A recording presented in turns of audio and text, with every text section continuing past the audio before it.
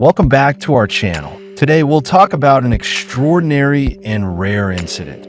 A collision between two Chinese vessels after an intense chase involving the Philippine Coast Guard. As tensions continue to rise in the West Philippine Sea, this event has drawn significant attention, especially since it involves our Philippine Coast Guard, our fishermen, and a government operation aimed at supporting them. Let's start with the background before we go into the actual collision. Earlier today, at the break of dawn, the Philippine Coast Guard deployed 3 vessels, BRP Teresa Magbanua, BRP Suluan, and MV Pamalakia, to Bajo de Masinloc. The mission? To carry out the Kadiwa Para SA Bagong Bayaning Mangingisda, or KBBM initiative. This is not just an ordinary supply run. It's a clear message of government support to our fishermen who continue to work in our exclusive economic zone despite the presence of foreign vessels. Reports state that around 35 Filipino fishing boats were in the area during the operation. While the PCG was delivering essential needs such as fuel and other supplies, things took a tense turn due to aggressive vessel maneuvers in the area. This is where the tension escalated.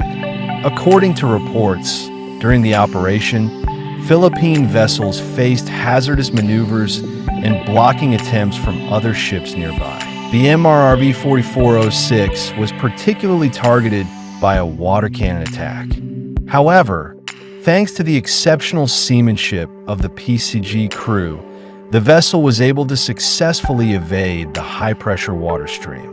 For those unfamiliar, water cannons in maritime encounters are no joke. They can damage equipment, injure crew members, and compromise a ship's stability. The PCG's ability to avoid this attack is a testament to their quick decision-making and discipline under pressure. Now, we get to the highlight of the story. In a separate but related incident, a China Coast Guard vessel, CCG 3104, collided with the People's Liberation Army Navy warship 164. How did this happen? According to reports, CCG 3104 was in high-speed pursuit of BRP Suluan, approaching from its starboard quarter, that is, from the right rear side of the PCG vessel. While attempting a risky maneuver to cut off BRP Suluan's path, the CCG vessel miscalculated the position of the PLA Navy ship 164 in the vicinity. The result? A direct collision between the two Chinese vessels, about 10.5 nautical miles east of Bajo de Masinloc. The impact was significant, causing heavy damage to the forward section, the forecastle of CCG 3104. According to assessments, the vessel was rendered unseaworthy, meaning it was no longer safe for continued operation. Here's where the professionalism of the Philippine Coast Guard stood out.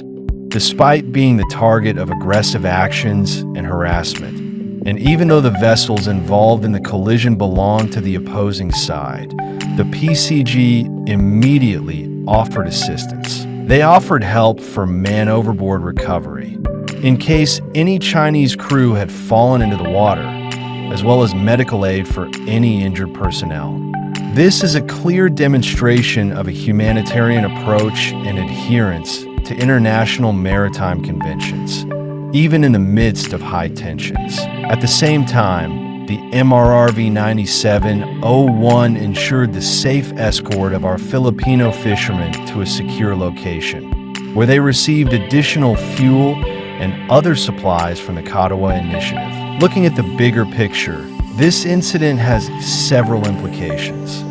First, it shows that even forces from the same country are not immune to accidents in such a tense and contested area. The presence of both the China Coast Guard and PLA Navy in the same area is a clear sign of the militarization of the region. But this time, their coordination seems to have failed, leading to a collision. Second, it presents an opportunity for the Philippines to demonstrate to the international community the professionalism of our Coast Guard.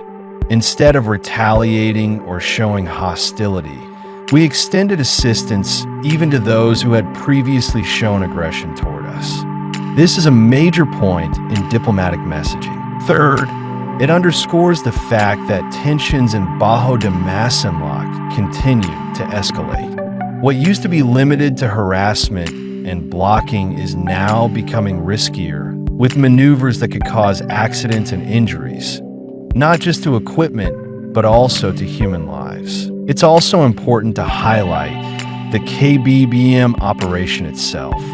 Amid the ongoing challenges in the West Philippine Sea, this shows that the government is actively supporting our fishermen. It's not just about delivering food or supplies, but also a symbol of our rights over our territory and easy. Every mission by the PCG that delivers aid carries a message to the world that we are exercising our rights and fulfilling our responsibilities in our own waters. In summary, the collision between the CCG and PLA Navy during a chase involving the PCG is a stark reminder that the West Philippine Sea remains a high-tension zone. Tomorrow or next week, there may be another incident. But the most important thing is that in this event, the Philippine Coast Guard once again proved that they can fulfill their duties with professionalism, discipline, and compassion, even in the face of aggression. For us Filipinos, this incident should serve as inspiration to continue supporting our maritime frontliners, our Coast Guard, Navy, and fishermen, who face these challenges daily to safeguard our rights at sea. If you value news and analysis like this about our security, defense, and maritime issues, don't forget to like and subscribe to our channel. Here, we make sure you get clear, detailed, and fair information on the latest events in the West Philippine Sea and other defense updates. Click the notification bell so you're always updated when we upload new videos. Together, let's support our fishermen, Coast Guard, and armed forces by staying informed and aware. Thank you for watching, and see you in the next episode.